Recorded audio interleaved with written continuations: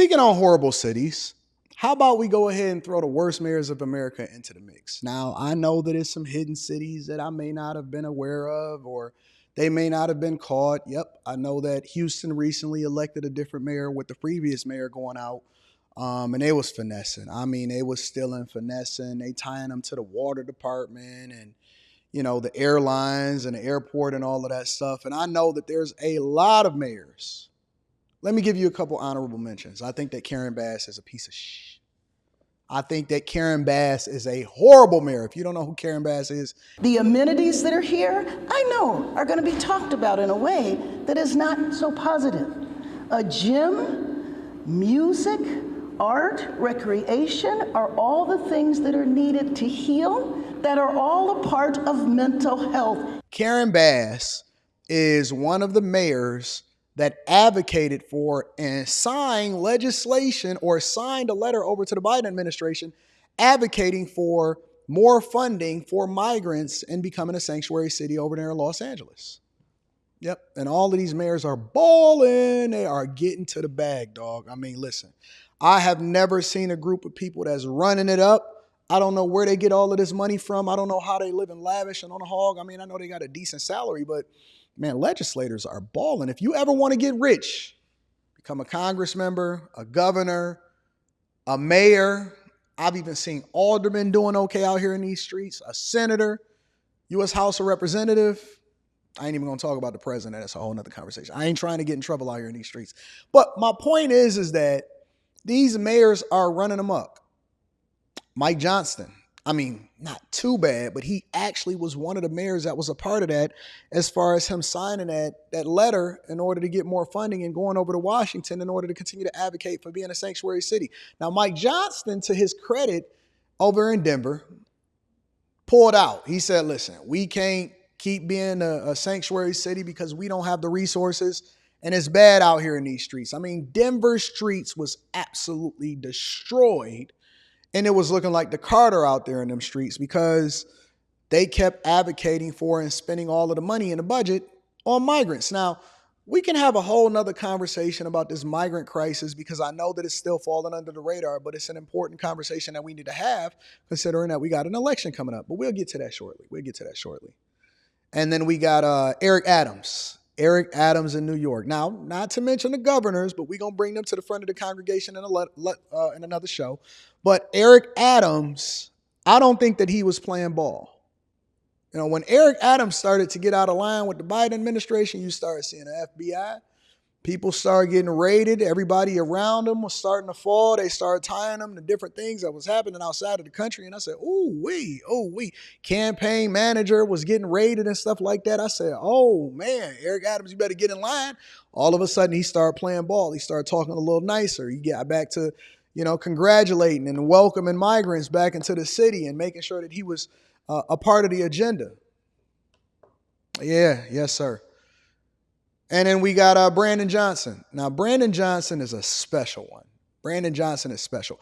Brandon Johnson has trained the media to not look at these young people that are basically doing flash mobs and stepping on cars and, taking over the streets and the cities and all of that. Brandon Johnson, did you know that Chicago don't even own its own streets? That they sold their streets off? That's not appropriate. We're not talking about mob actions. I didn't say that. What happened? Hold on a second, okay? Respectfully, these large gatherings, just hold on a second, y'all. I promise you, we have time to talk. It's important that we speak of these dynamics in an appropriate way. This is not to obfuscate what is actually taking place. This was the scene near Roosevelt and Canal Sunday night. Groups looted a convenience store. More than 36 teenagers were arrested along with a 12-year-old. Yeah, I was amazed too when I started doing a little bit of research and I started to understand what was happening in a lot of these cities. But Brandon Johnson is a special kind of man. Now, I won't completely throw Brandon Johnson under the bus simply because Brandon Johnson didn't lie to you. He told you what he was going to do when he got into office, when he was replacing Beetlejuice.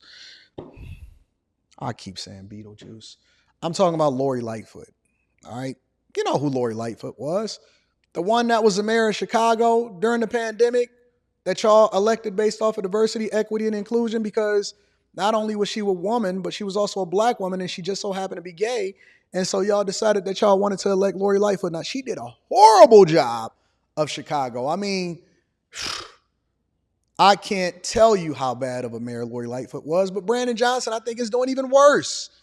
But I can't lay all of the blame on Brandon Johnson's feet, because Brandon Johnson's hands is also tied with somebody that's hiding behind the keyboard, and his name is J.B. Pritzker, and he's the governor. But again, we're going to talk about governors much later, especially over there in New York and Illinois and all of that.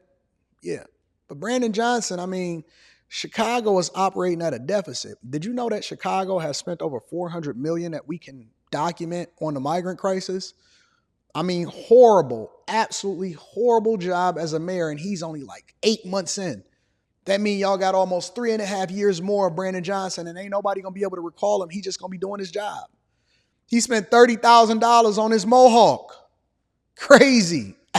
Absolutely insane.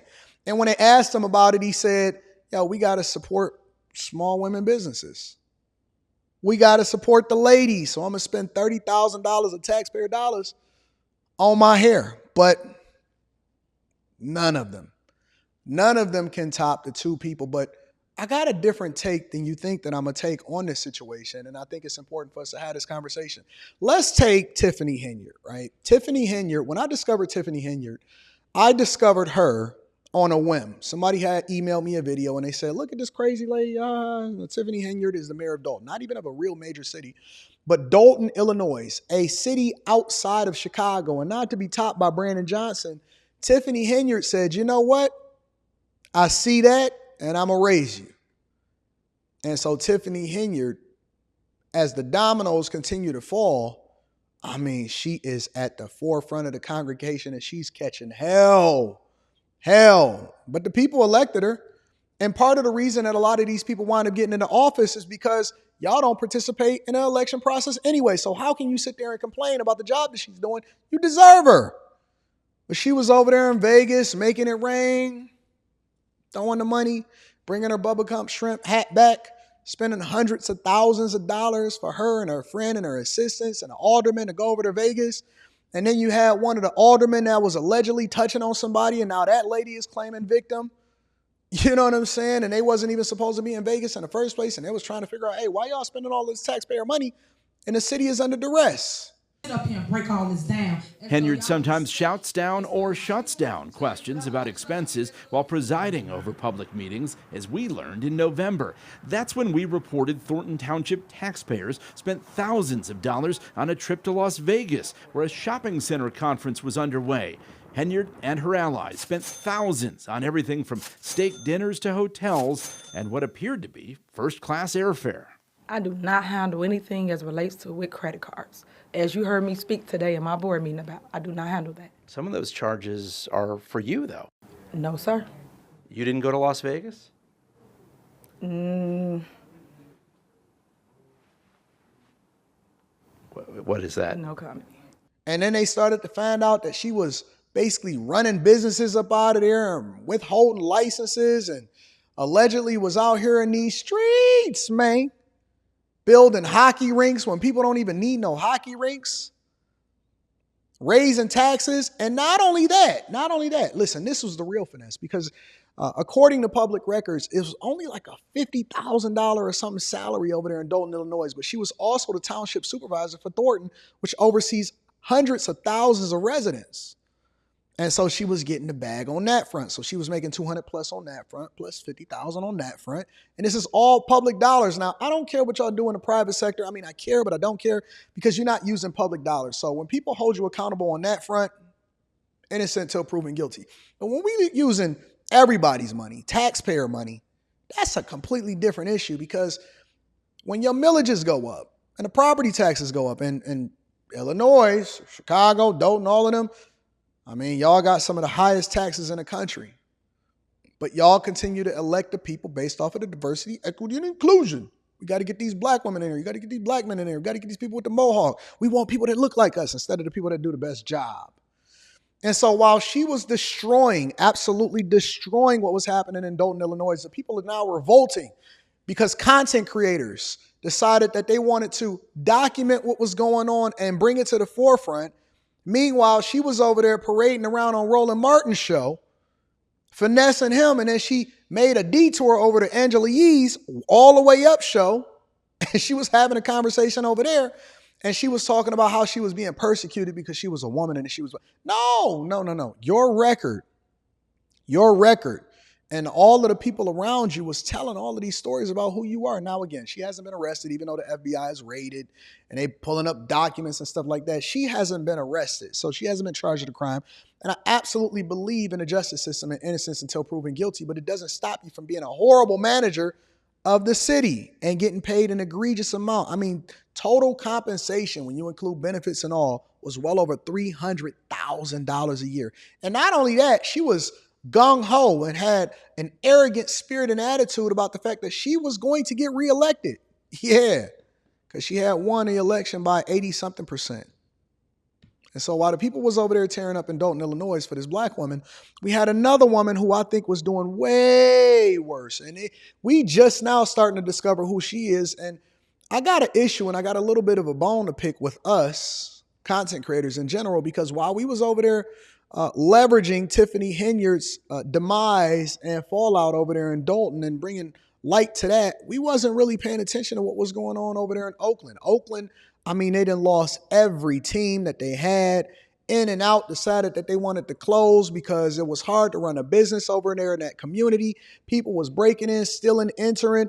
Homelessness is running rampant. The city is operating at a $65 million plus budget deficit or something like that. They decided that they wanted to cut the police department and they want to cut social services and they want to cut education and they want to just absolutely gut the whole city because, like Big Brother California, is absolutely in shambles. And it's unfortunate. It's unfortunate because while all of that is happening, recently she got her house raided.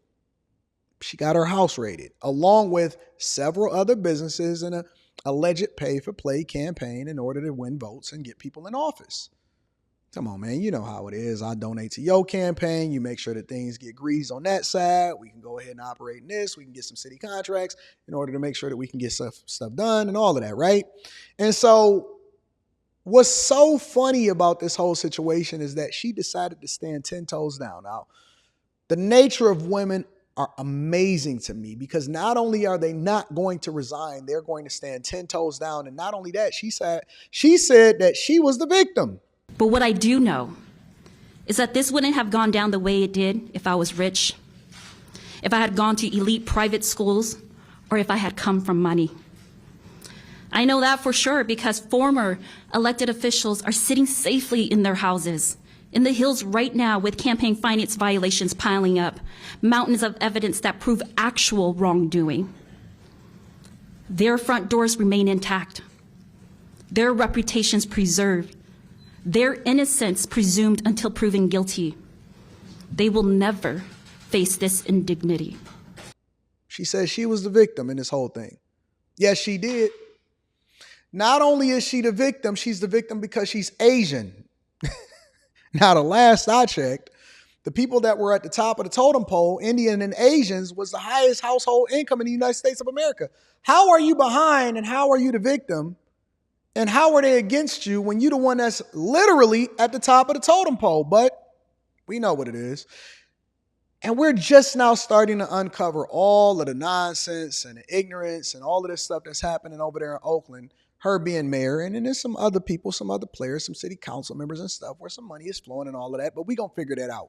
We're going to figure that out. What I do want y'all to do is I want y'all to have the same energy that y'all have for Tiffany Henyard for Mayor Sheng Thao. I call her Sheng Tsung. Her name is Sheng Thao. She got a black boyfriend. She live in a big old house. She having a good time. Her lawyer, right after she claimed victim, decided that he wanted to quit. Her communications chief decided that they wanted to quit. Her chief of staff is exposing her and saying that she had a whole pay-for-play thing, and she tried to tell the chief of staff to be quiet. Shh, because you're about to be getting this $200,000 a year, 200 bands a year. And so while they over there running roughshod and using your tax dollars to do so, how come we don't have the same energy for her and all the rest of these trash mayors as we have for Tiffany Henyard over there in Dalton, Illinois? I'm just curious. I'm not going to tell you why I think we do, because we got more to do and we got some more to uncover before we deep dive into it. But I don't see the same level of coverage and energy dedicated to her. And she runs a much, much bigger city into the ground, might I add, as we have for Tiffany Henyard. And I'm not saying that Tiffany is a victim at all, because if you've seen me covering her on the Millionaire Morning Show, you know that Anton is not a supporter of corruption, especially with regard to public tax dollars. However, we got to keep the same energy across the board. And what's good for the goose, you know the rest. So I want y'all to have the same level of energy for the things that's really, really important, or across the board. Let's keep it G across the board. And let's not pick and choose based off of identity politics of whether or not we want to hold this one accountable as much as we hold that one accountable. Now, let me preface this by also saying that, or let me add in that Mayor Sheng Thao has not been arrested as of the recording of this video or charged with a crime. And I do believe in innocent until proven guilty. However, we do need to figure out whether or not she's actually guilty, because it almost seems as though none of these government agencies are going to do their job until us as content creators decide to bring it to the front of the congregation.